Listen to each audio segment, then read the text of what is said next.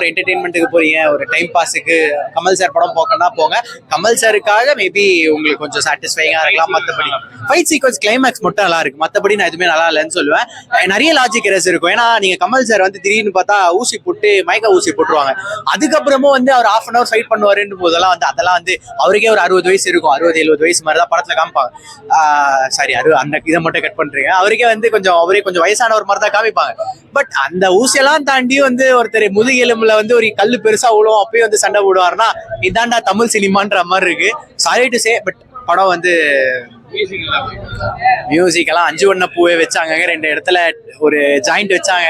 அதுக்கப்புறம் ஜிங்கிச்சாக்கு ஒரு வைப் இருந்தது, மற்றபடி வேற எதுவும் இல்லை. த்ரிஷா என்ன சொல்றதுன்னு தெரியல ப்ரோ. த்ரிஷாவை திடீர்னு வந்து சிம்புவோட கொஞ்ச நேரம் காமிக்கிறாங்க, த்ரிஷாவை கொஞ்ச நேரம் வந்து நம்ம கமல்ஹாசன் சாரோட காமிக்கிறாங்க. அவங்க ரோல் என்ன, இந்த ரோல் வந்து த்ரிஷா தான் பண்ணணுமான்ற ஒரு கேள்வி இருக்கு. மேபி த்ரிஷாவை தாண்டி நீங்க சும்மா ஒரு ஹீரோயினை கூட போட்டிருக்கலாம். மேபி படம் வந்து கொஞ்சம் ஹைப் ஏறணும், அடுத்த லெவலுக்கு போகணும் அப்படின்றனால த்ரிஷாவை போட்டிருப்பாங்கன்னு நினைக்கிறேன். த்ரிஷா வந்து இந்த மாதிரி படம் எல்லாம் எடுக்கக்கூடாது. எனக்கு தெரிஞ்ச அவங்களுக்கு வந்து விடாமுயற்சியிலே நல்லா அவங்களுக்கு வந்து செட் ஆகல. அதே மாதிரி லிட்டரலா ஒரு ரோல் தான் எங்கேயும் செட் ஆகல. ஃபைட் சீக்வன்ஸ் வந்து ஃபர்ஸ்ட் ஹாஃப்ல வந்து எல்லாமே ஓகே.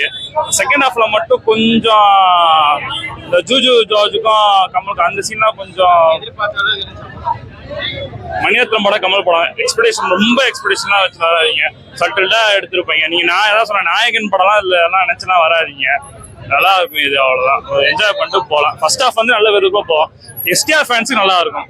எஸ்டிஆர் ஃபேன்ஸ் வந்து ஃபர்ஸ்ட்ல இருந்து அந்த ஓப்பனிங் சீன்ல இருந்து அவங்க தான் ஹைப்ல இருப்பாங்க. அதே மாதிரி கிளைமேக்ஸும் வந்து அவங்க தான் கொஞ்சம் லைட்டா கண்கலங்கரமா இருக்கும். நல்லா இருக்கும் படம். பிஜிஎம் அது ஏஆர் ரஹ்மான் கொளுத்திட்டாப்ல, அதெல்லாம் கேள்வி கேட்காதீங்க. அவர் வேலையை பார்த்து